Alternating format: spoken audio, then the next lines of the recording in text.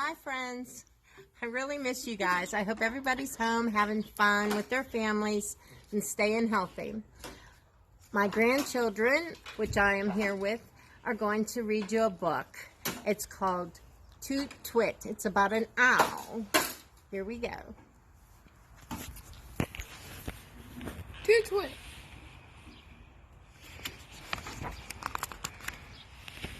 Toot Twit certainly looked like an owl.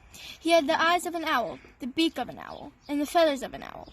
But he had the brains of a fly.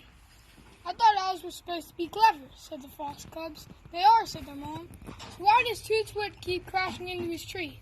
He keeps forgetting the holes around the other side, said their mom. I thought owls were supposed to be wise, said the badger pups. They are, said their dad. Then why has Toot Twit just perched his bottom on that prickly bush? He hasn't learned about those thorns, said their dad. Aren't owls supposed to be good at math? Asked the bunnies. Most certainly, said the mother rabbit. How come Toot Twit gave the hawk 250 blackberries for 2 beak sharpeners when they were only 6 blackberries each? Because he's a noodle, said the mother hare. He's a dandelion brain, said the weasel kittens. He's a mushroom head, said the partridge chicks. It was true. Toot Twit was without doubt the silliest collection of feathers ever to take the sky. Every night, Toot Twit's mom would put some blueberry sandwiches in a bag and wave Toot Twit off to night school. But Toot Twit never ever went to school. Sometimes he would fly to the farm on the hill to play with the bales of hay. Other times he would fly to the brook and spend an entire night sending twigs down the stream. There were lots of places Toot Twit liked going. Not one of them was school. Tonight he had decided to go to the church tower to gaze at the twinkly lights of the town. He was hanging upside down from the bell, happily munching his sandwiches, when suddenly, dong!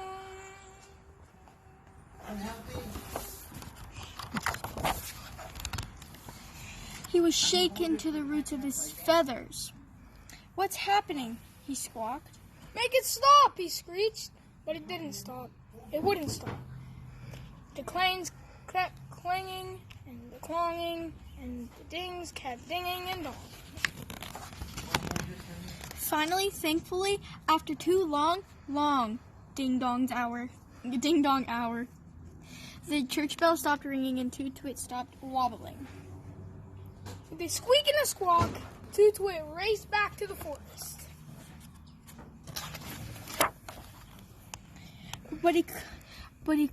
But couldn't you read the sign? Said the animals. There was a big sign in the churchyard. Of course I could read the sign. It said Toot Twit, I have better eyesight than all of you.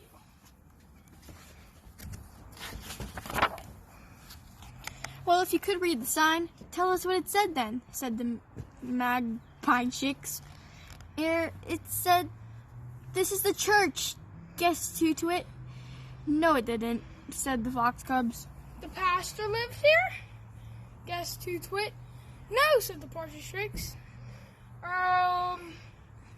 Said decent organ player needed. Guessed Toot Twit. All the forest children shook their heads. It said, "Bell ringing contest tonight," chuckled the fawns.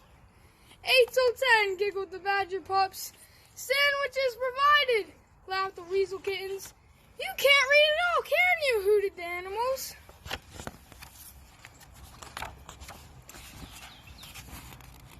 With the sound of forest laughter ringing in his ears, Toot Twit flew home to his mom and dad and hung his head in shame. He never felt like such a cuckoo brain before. The following night, a most unusual sound was heard in the forest. It was as loud as a church bell and as clear as a choir solo, but it came from the school. Here, miss, shouted Toot Twit.